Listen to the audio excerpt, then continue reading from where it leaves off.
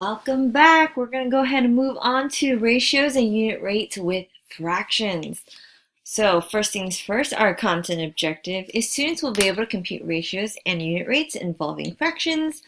Language objective is students will be able to read unit rate answers appropriately. And why am I learning this? Well, it's important for real life problems like computing miles per hour. So let's go over some background knowledge. First of all, we went over in the previous lesson what a unit rate is. It's basically a rate that compares quantities in different units, and most importantly, it has a denominator that is a 1. So per mile, per minute, per whatever it is that we're looking at, okay? And what we typically do to simplify is we divide. That's the key thing. So here in a previous example, we did 1,575 words in 25 minutes. Well, in order to find the unit rate, we want to set it up and divide. So here we were going to do 1,575 words divided by 25 minutes. And we simply divided and we ended up with 63 words per minute. So again, it is a unit rate. Why? Because it's per 1 minute. Okay, so we always want to make sure the denominator is 1. If you don't believe me, you could rewrite it as this, 63 words per 1 minute, and then you can clearly see here that 1's in the denominator. Another example that, forgot to mention, this is just a simple rate. Now when we have a 1 in the denominator, which in this case it doesn't look like it, but you can rewrite it, this would be your unit rate. It's per 1 minute. Another example we went over was one that looked like this. We simply, again, set it up as 432 miles per 12 gallons. In order to simplify, we divided. So we did 432 divided by 12. We ended up with 36. So our unit rate would be 36 miles per gallon. Again, it is technically also, could be written as 36 miles per 1 gallon. And you can see here, this is definitely a unit rate because 1 is in your denominator. You are determining how much it is for 1 gallon. And again, you want to make sure you understand that all we're doing to simplify is dividing. Okay. So, quick summary of a ratio. Ratio is basically when we don't require units, and in order to simplify, we reduce. Now that's the main difference between ratio and unit rates. And rates is with ratios, we reduce the numerator and denominator by a common factor, keep making sure we still have 2 numbers, okay? Now when we move over to unit rates and rates, we simply divide. In most cases, we end up with just 1 number to look at. Okay, so rates and unit rates. Specifically, a unit rate, you must have a denominator of 1, hence the name a unit rate. Unit means 1. We always write the units, again, hence the name unit rate. And in order to simplify, we divide. So that is the main difference between a unit rate and a ratio. Ratios, we reduce. Unit rates, we divide.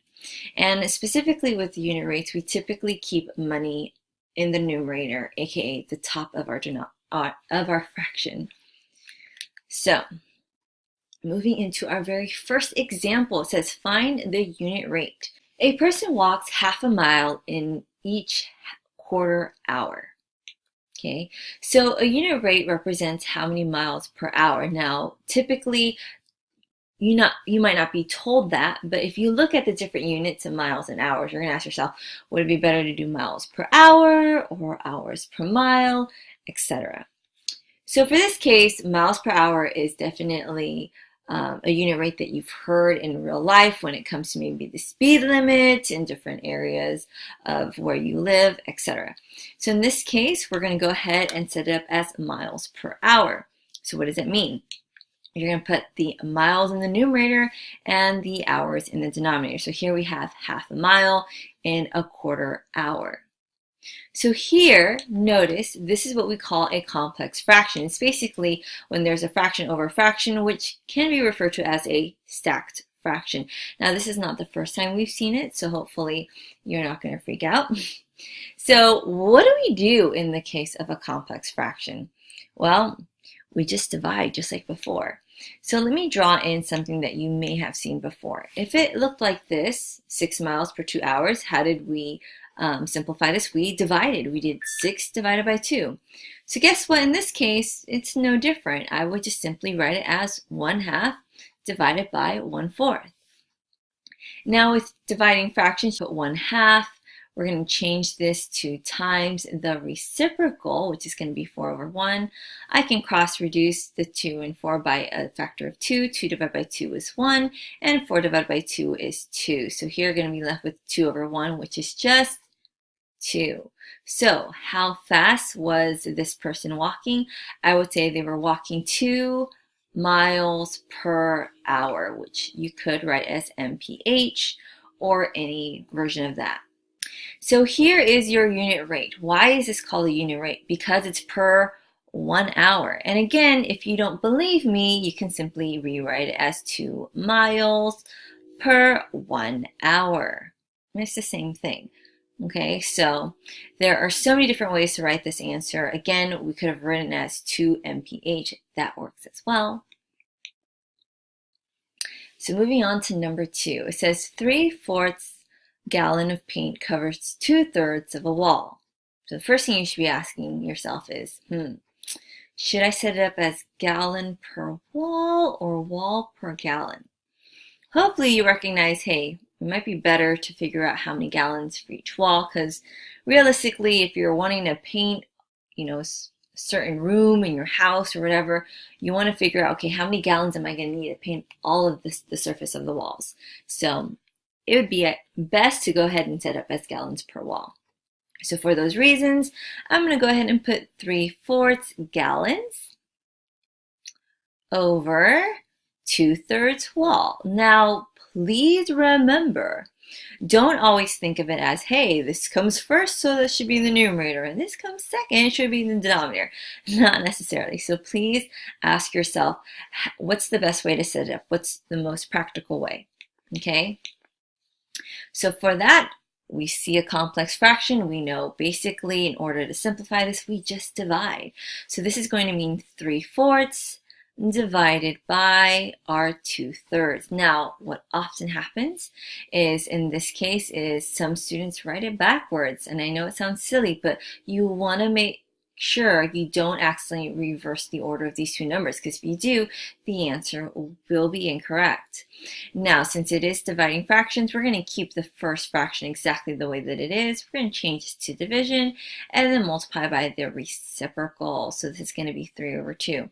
You're going to check if you can cross reduce. In this case, we can't. So we're going to end up with 9/8.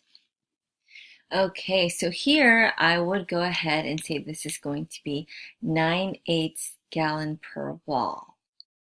That doesn't make too much sense to me. So in this case, now what would be more helpful is to turn that 9/8 into a mixed number, because 9/8 of a gallon for each wall isn't the most effective way to answer a question.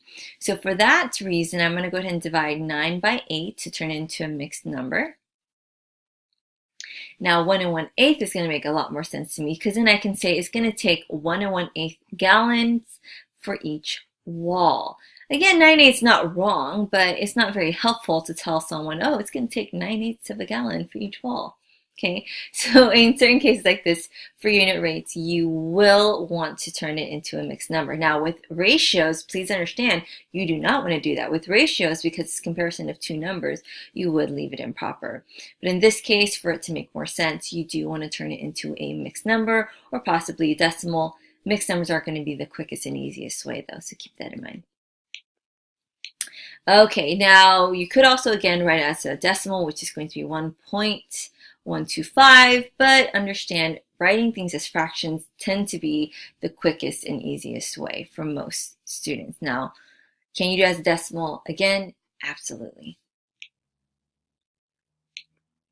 So again, the very first thing that was given was a rate. Now, what we figured out was the unit rate. We were figuring out how much it would take to cover just one wall. Okay, and again, unit rates always has a denominator of 1.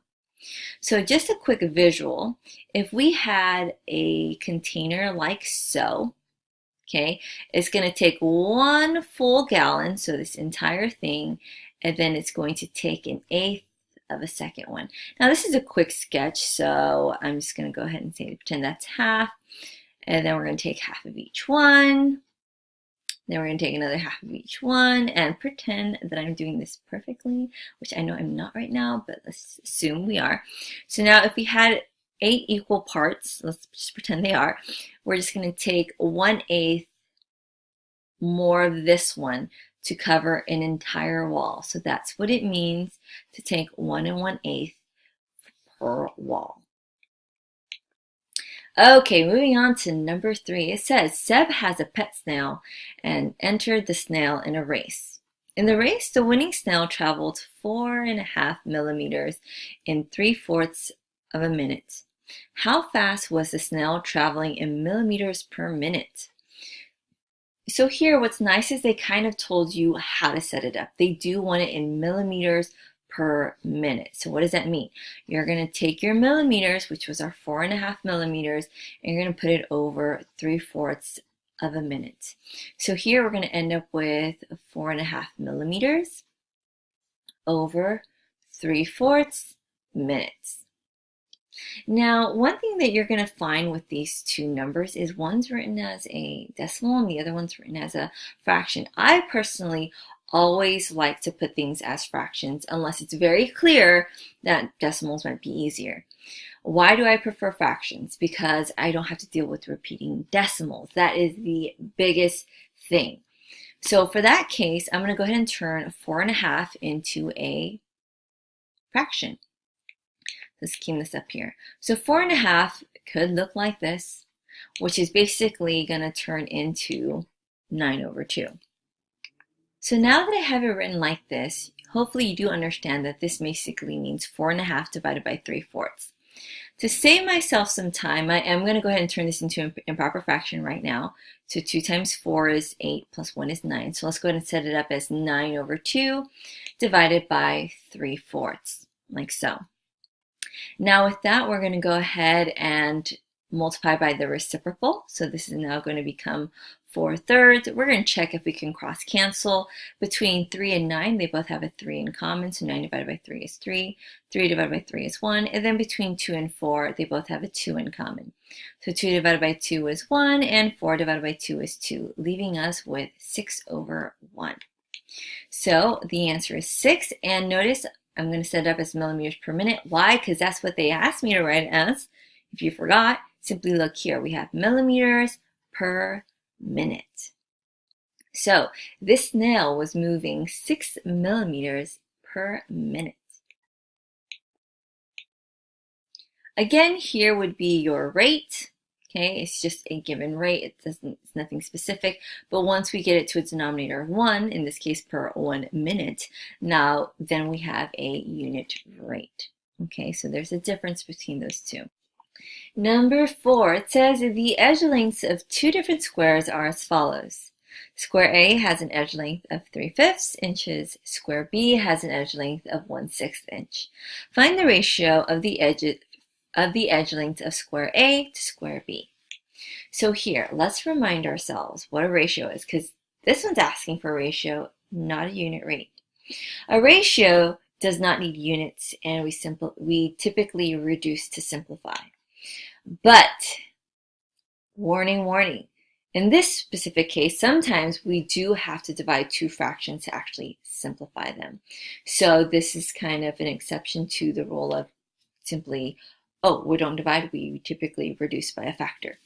So in this case, if we have 3/5, because that's our square A, and divide it by 1/6, which is our square B, we will actually divide these 2 fractions in order to simplify them.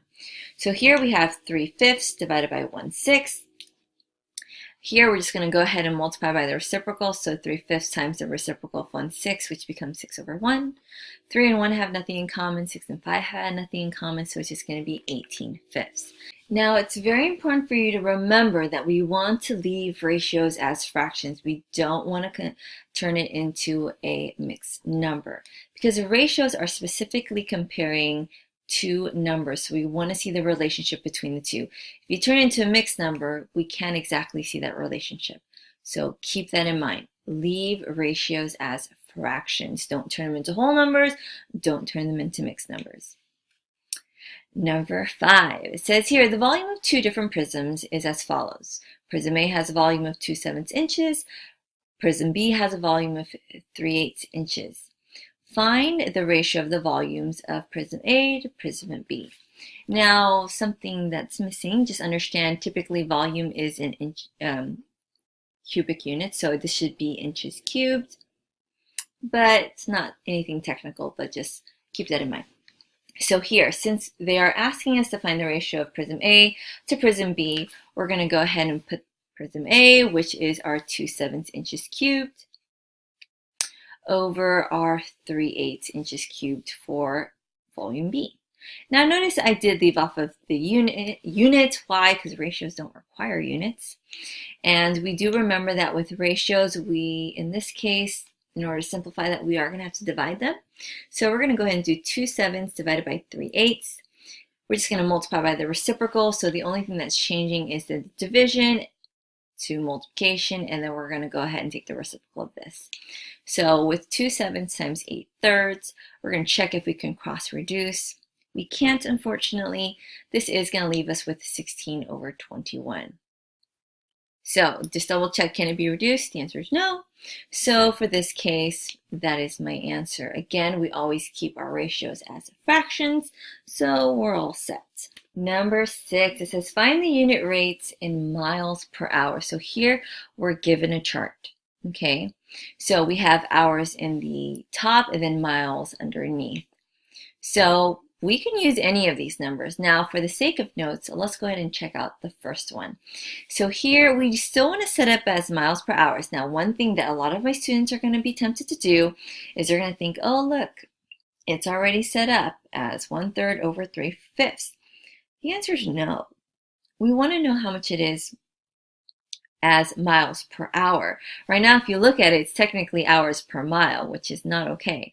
So for this case, if you want to set it up as miles per hour, we would want to set it up as 3/5 over 1/3. Here we have a complex fraction. We know how to handle that. We simply divide. So this basically means 3/5 divided by 1/3.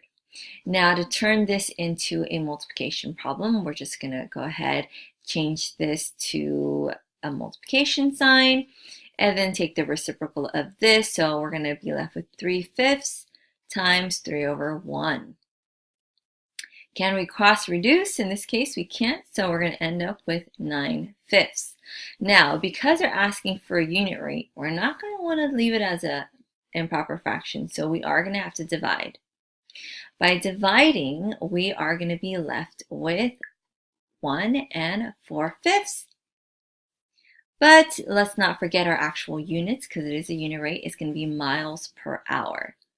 Miles per hour. And again, there's so many ways to write miles per hour. You can put MPH, you can write out the words, etc. But you're going to find that no matter how you do it, you're going to end up with miles per hour. Now, you could have also written as a decimal, which is 1 8/10 miles per hour, but I'm going to highly suggest you keep things as fractions.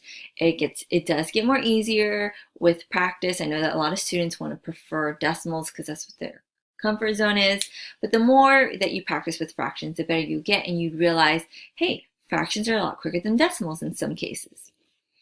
Okay, now, what else? What if you wanted to use other numbers? Maybe you didn't want to use these two set of numbers. Maybe you wanted to use this set. Would you get the same answer? Well, if it's moving at a constant rate, you should. So how would I do this one? Same idea. You want to set it up as miles per hour. So in this case, since it's 3 3/5 miles, you're going to write that first. And you're going to write it over your 2 hours. Now here, this is not necessarily a complex fraction, but hopefully you do understand it's basically 3 3/5 divided by 2. I'm going to go ahead and save myself a step and turn this into an improper fraction right now. That's 15 plus 3 is 18, so we have 18/5 divided by, and here to make it into a fraction, we can go ahead and put it 2/1. So technically now it's a complex fraction. So at that point, you can go ahead and just change it to say times the reciprocal, which is going to be 18/5 times 1/2. Can we cross reduce? Oh, yes, we can. Divide by 2. And then we're going to end up with 9/5. Well, that looks familiar. Is it 9/5 what we had in the past, which is, again, also 1 1/4 miles per hour. Or, again, 1 8/10 miles per hour. But some of you are thinking, wait a second, is that the only way? Again, no, you could have used any set of numbers. In fact, some of you are wondering, Miss Zhang, why didn't you use this one? It's already per 1 hour. You're correct. If you have an option, I would definitely use that to my advantage. Here, it clearly states in 1 hour, it's moved 1 4/5. So that's clear to see that the unit rate is 1 4/5 miles per 1 hour. In this particular case, there was no work to be done. Okay, now, for this one, could you use this one as well? Definitely. You would simply set it up as 18 miles over 10 hours. Divide both by a common factor. In this case, you can divide by 2, which would give you 9/5, which is also 1 4/5 miles per hour. Okay, so really doesn't matter which ones you pick. No, I did want to show you all of them. Why? Because I wanted to show you what would happen if we had two fractions. I wanted to show you what would happen if we had a mixed number and a whole number, etc. So it's just good to see how you would handle it if you were given only these numbers. But if I had an option and they gave me something like this where they clearly told me what it is for 1 hour, I would definitely use that to my advantage. Well, guess what? That actually concludes the lesson for today. Thank you so much for tuning in, and as always, until next time, bye.